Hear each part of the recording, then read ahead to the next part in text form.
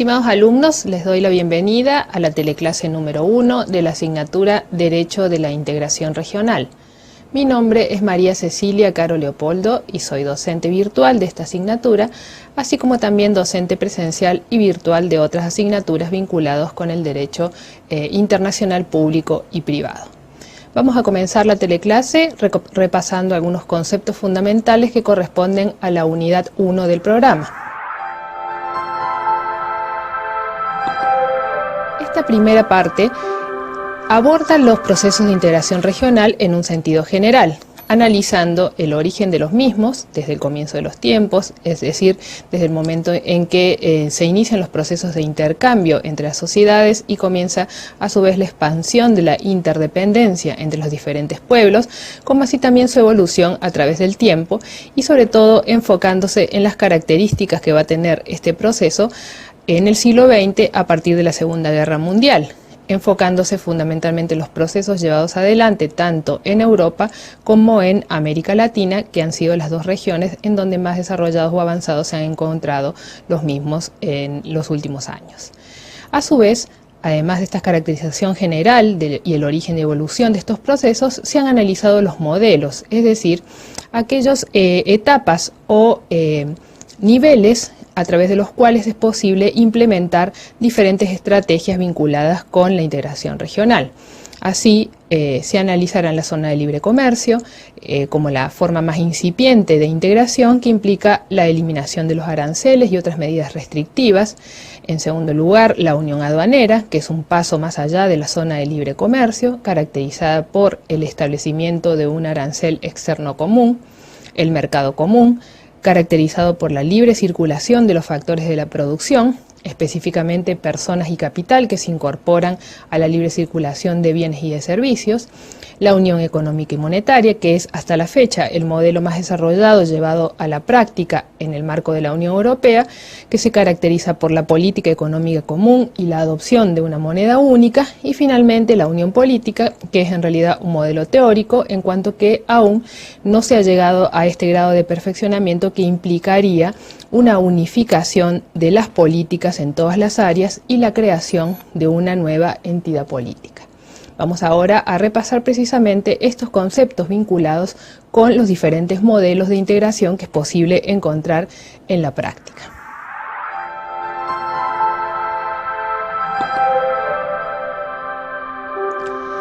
En sí, como decíamos, la integración aparece como un proceso. Eso significa entonces que puede atravesar diferentes etapas de una manera gradual y progresiva, de tal manera que es posible identificar en cada una de estas etapas o niveles ciertas características que permiten distinguirlos de los niveles anteriores como así también de los niveles posteriores. Los diferentes autores van a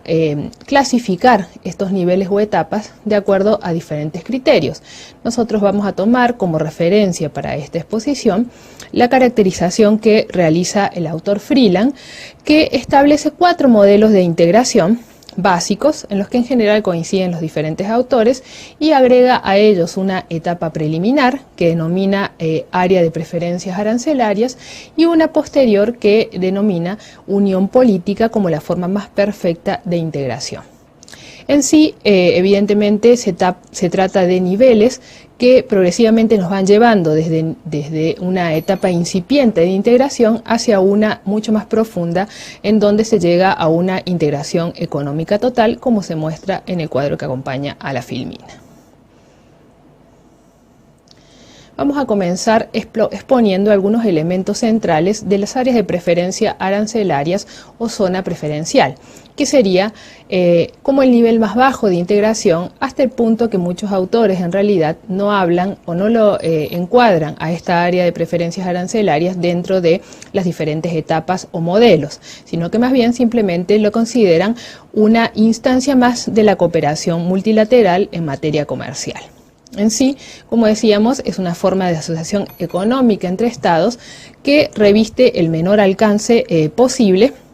en donde los miembros simplemente lo que hacen es concederse unos a otros un tratamiento igualitario desde el punto de vista tarifario o aduanero, pero diferencial, es decir, favoreciendo a los países evidentemente que se asocian a través de este esquema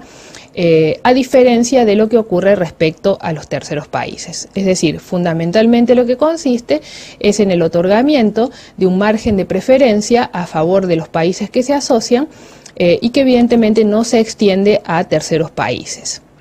En este sentido, es fundamental e importantísimo, por supuesto, tener en cuenta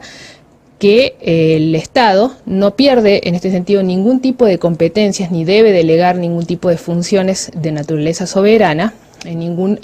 órgano destinado a la gestión de esta área de preferencias. De hecho, ni siquiera se crean normalmente órganos intergubernamentales, sino que simplemente el proceso suele manejarse a través de oficinas nacionales que trabajan de manera coordinada para lograr esta reducción de preferencias. Como en todos los niveles o etapas, es siempre un proceso gradual que se inicia con una serie de rebajas arancelarias que se van profundizando a través del tiempo. Y la intención es simplemente, por supuesto, facilitar las condiciones de comercialización entre los Estados miembros, privilegiando el aumento o la expansión del comercio entre los mismos.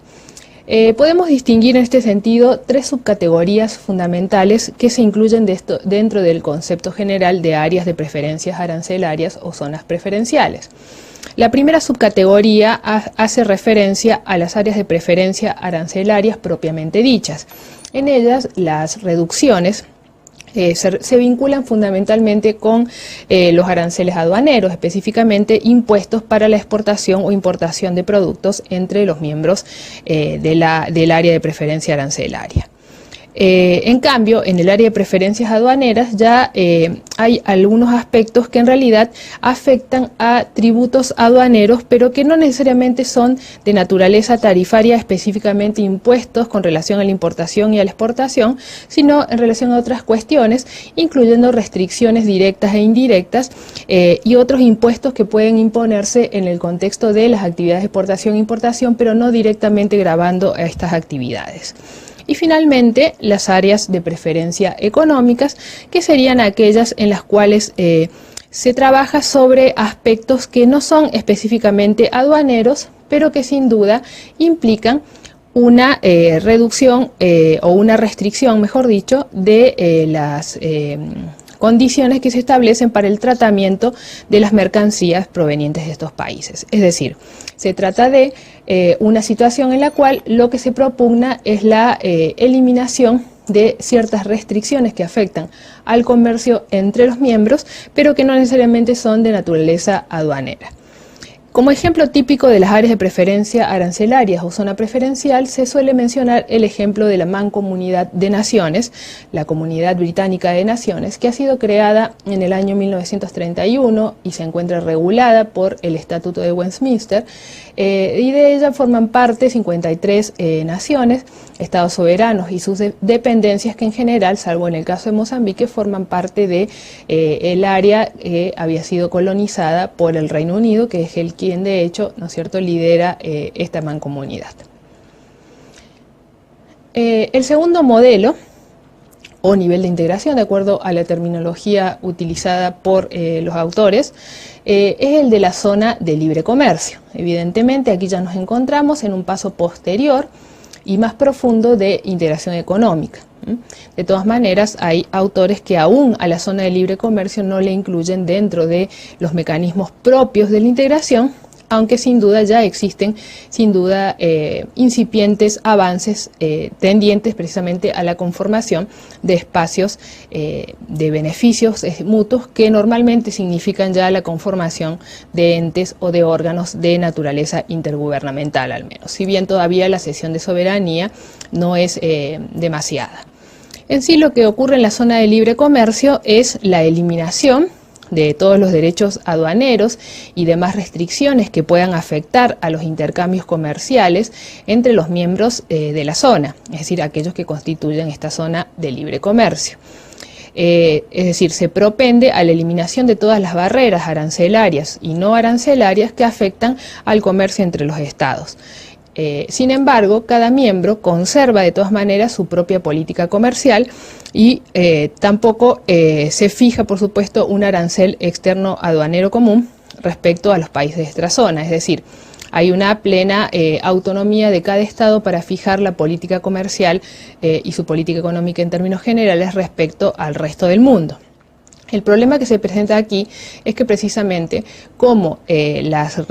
reducciones o eliminaciones arancelarias solamente deben beneficiar a aquellos estados que pasan a constituir la zona de libre comercio, es evidente que es necesario garantizar ante todo que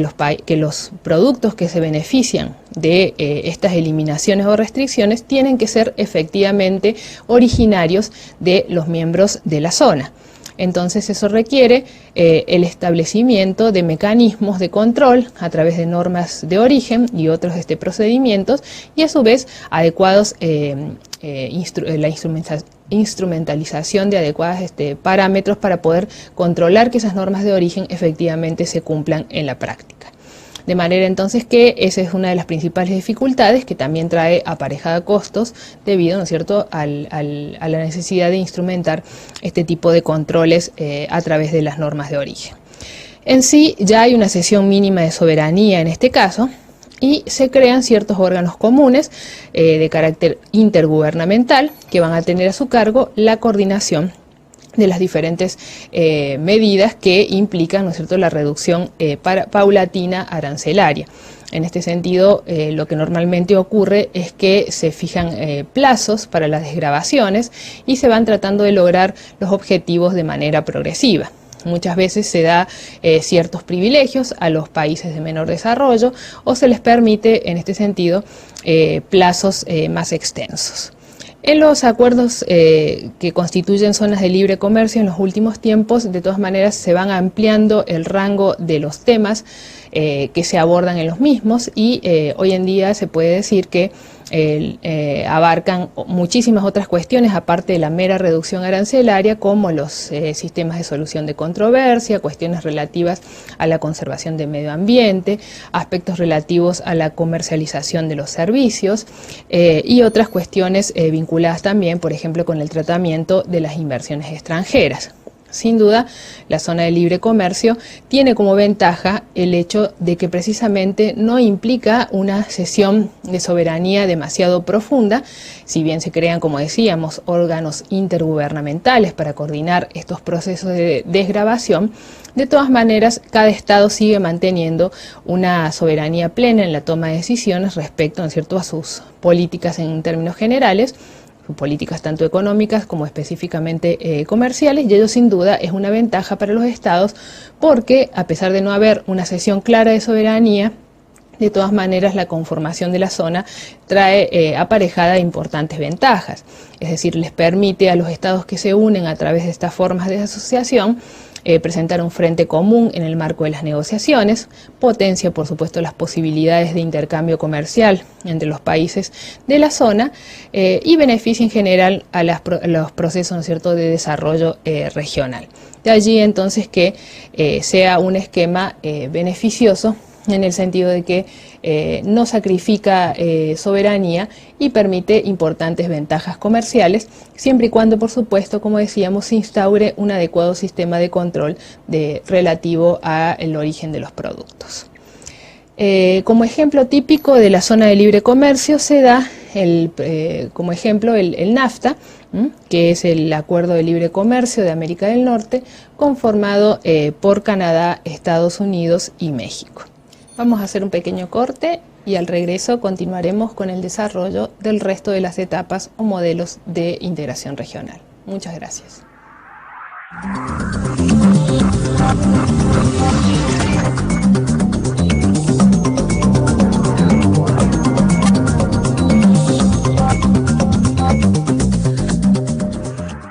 Vamos a continuar analizando los diferentes modelos correspondientes a los procesos de integración regional. Ahora vamos a analizar el paso o nivel siguiente en el proceso de integración regional, que se conoce con el nombre de unión aduanera, también conocida como unión integrada o de mercado único. En sí, esta unión aduanera se caracteriza por sumarle a aquellas características propias de la zona de libre comercio un arancel uniforme sobre las importaciones del exterior de la Unión, que se denomina arancel externo común. Este arancel externo común es una tarifa que se cobra, que se fija o variable y que se cobra por producto en relación a todos aquellos importaciones que se realicen extrazona, es decir, que provengan de países que no se encuentran agrupados en esta unión aduanera. Es decir, tenemos por un lado, que es característica de la zona de libre comercio, la completa eliminación de todos los aranceles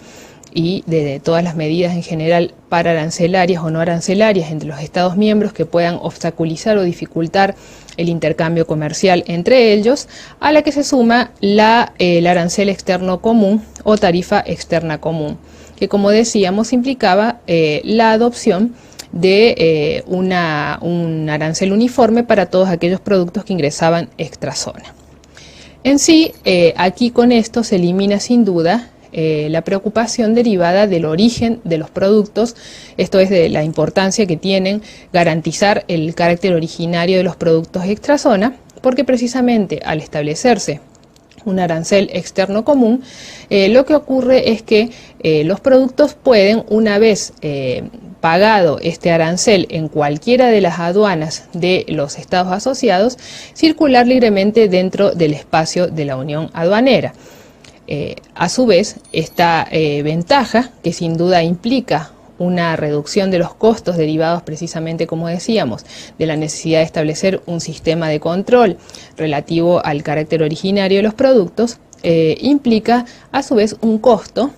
que se traduce fundamentalmente en la necesidad de establecer un mecanismo precisamente vinculado con el ingreso de los productos extrazona, que tiene que ser de carácter uniforme, es decir, la constitución de la unión aduanera o de un espacio aduanero único. También es costoso, por supuesto, lo que trae aparejado la fijación de un arancel externo común, que consiste en la necesidad de distribuir los ingresos aduaneros entre los miembros conforme a una fórmula acordada. Es decir, muchas veces es dificultoso encontrar esa fórmula y a su vez también trae aparejados costos que compensan, como decíamos, ampliamente las ventajas que trae aparejada la zona de libre comercio. En sí, aquí ya hay una mayor cesión de soberanía por parte de los estados y normalmente se crean órganos especializados de naturaleza intergubernamental en la mayor parte de los casos, pero que se supone deben incluir órganos competentes para una formación progresiva ya de derecho comunitario.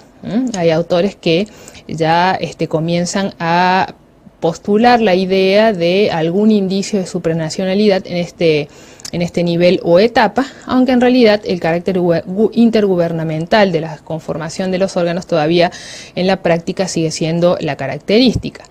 En sí, sin duda la conformación de una unión aduanera en relación a una zona de libre comercio implica importantes ventajas porque implica también la posibilidad de adoptar, mejor dicho, una posición común frente a los terceros estados, es decir, es necesario una armonización mínima o una coordinación de las políticas macroeconómicas fundamentales y también que los estados se pongan de acuerdo respecto a la política comercial que van a adoptar frente a los países extrazona, porque de lo contrario sería imposible la fijación del arancel externo común. Es decir, que ya hay una renuncia mayor, como decíamos, de soberanía, porque los estados no pueden fijar libremente sus políticas, fundamentalmente la política comercial extrazona, y también es necesario cierta compatibilidad, como decíamos, en las políticas macroeconómicas para poder llevar adelante el proceso. Recordemos que aquí estamos hablando, como decíamos, no solamente de una reducción o eliminación de aranceles, sino también de la fijación de un arancel externo con todo lo que ello trae aparejado en materia de regulaciones aduaneras para poder garantizar, ¿no es cierto?, la circulación dentro de la Unión, no solamente de los bienes que son originarios de los Estados miembros, sino también de aquellos miembros de aquellos productos o mercaderías en libre tránsito, que son las que provienen, como decíamos, de algún país extrazona, pero que ha pagado derechos aduaneros, este arancel externo común, en cualquiera de las fronteras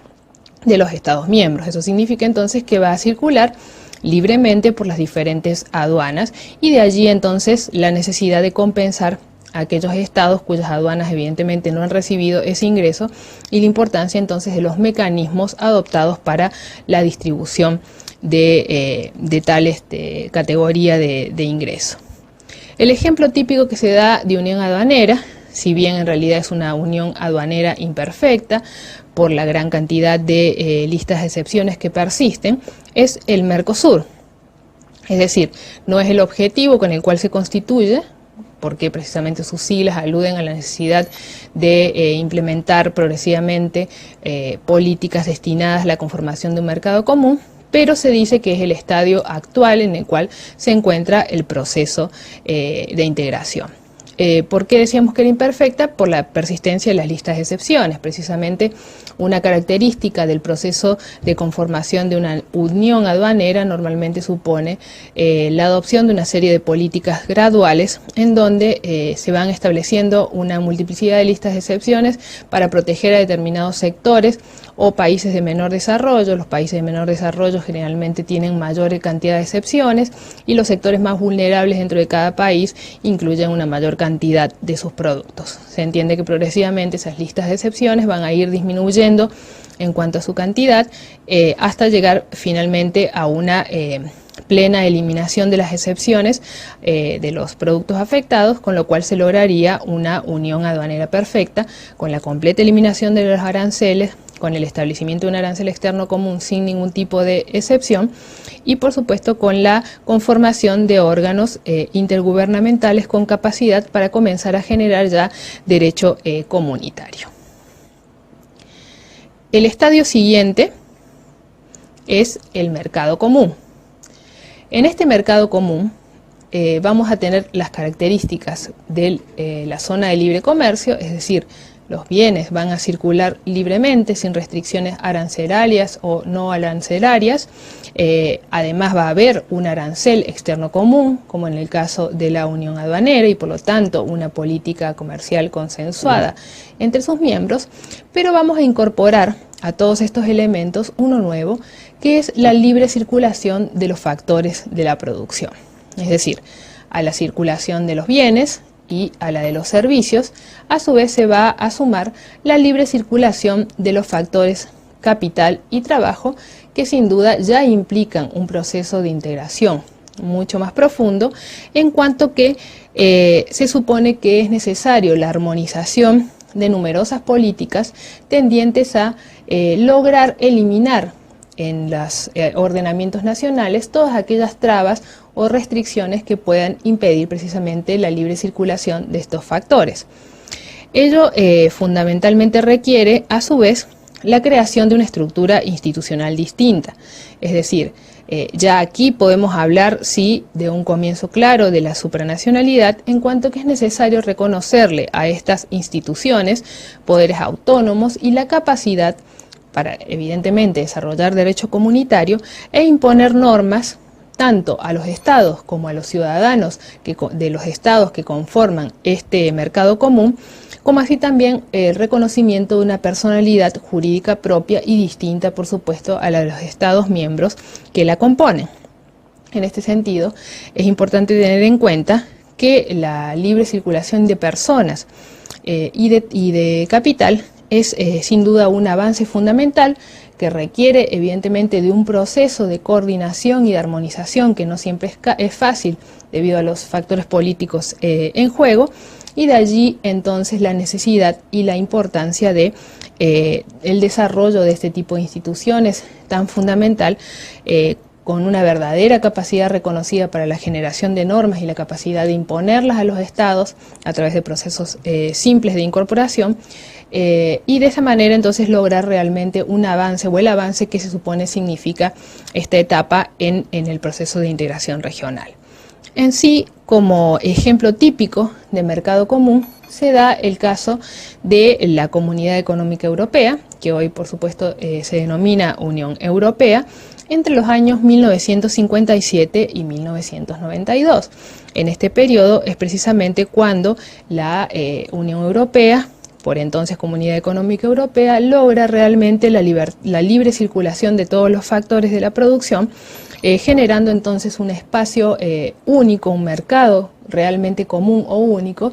en donde era posible el libre desplazamiento de los bienes y las mercancías sin ningún tipo de restricciones, como así también la posibilidad de la movilización de todo tipo de factores. Esto sin duda trae un impacto en materia de localización de las empresas, en materia de eficiencia, en el aumento de la utilización de las ventajas comparativas reales, e implica también, por supuesto, una eliminación o una adaptación de todas las normas relativas a la competencia, no solamente en relación al comercio entre los estados, sino también internamente en relación al comportamiento que tienen las empresas y las personas privadas, ¿no es cierto?, dedicadas a la producción y al comercio. Finalmente, dentro de los procesos de integración económica, la Unión Económica y Monetaria aparece como el paso o la instancia más profunda lograda hasta la fecha. En este sentido es la Unión Europea el modelo típico a seguir, en donde lo que ocurre es que a todas las características antes mencionadas que caracterizaban a la zona de libre comercio, a la Unión Aduanera y al mercado común, se le incorpora la coordinación de todas las políticas económicas en todos los ámbitos, incluyendo el financiero, el monetario, el agrícola, el fiscal, etcétera, de tal manera que evidentemente ello trae aparejado la necesidad también de una armonización de la política monetaria, que supone la adopción de una moneda común y en general la creación de un banco también relativo específicamente al proceso de integración regional. En sí, solo, como decíamos, es la Unión Europea el proceso de integración que ha logrado llevar adelante esta Unión Económica y Monetaria. Supone, por supuesto, la conformación de órganos en donde ya hay una clara delimitación y cesión de soberanía de los estados nacionales, en donde se conforman órganos que representan específicamente a los intereses de la Unión y que llevan adelante el proceso con capacidad de imponer normativas de derecho primario y secundario que afectan evidentemente no solo a los estados, sino también a los ciudadanos en particular de los diferentes estados que componen esta unión. Finalmente, la unión política, que es en realidad más una aspiración que una verdadera posibilidad en la práctica, teniendo en cuenta sobre todo que la Unión Económica y Monetaria lograda hasta la fecha por el proceso de integración más profundo ha tenido importantes retrocesos y dificultades. Es decir, en general los autores entienden que la unión política vendría a ser resultado de un spillover, un derrame de la unión económica en la medida que ésta logra hacerse completa y fundamentalmente se traduce en la adopción de una especie de tratado constitucional o constitución de los estados que garantice la existencia o que avale y apoye la conformación de una identidad única, en donde en realidad los estados ceden su soberanía de una forma prácticamente total y coadyuvan a la creación de una nueva entidad política con una personalidad obviamente plena y distinta a las de sus miembros, que viene a reemplazarlos en prácticamente todas las esferas fundamentales, de tal manera que ya no solamente hay una coordinación y armonización o una unificación de las políticas económicas, sino de las políticas en prácticamente todos los ámbitos y aspectos de la realidad, ¿no es cierto?, de los estados, incluyendo la política exterior y de seguridad y de defensa, que son, digamos, los temas o los aspectos más álgidos normalmente en todo proceso de integración.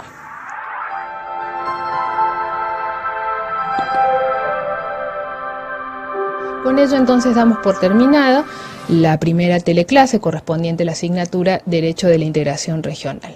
Esperamos que los conceptos hayan sido claros y que hayan podido obtener una comprensión adecuada de los mismos. Muchísimas gracias.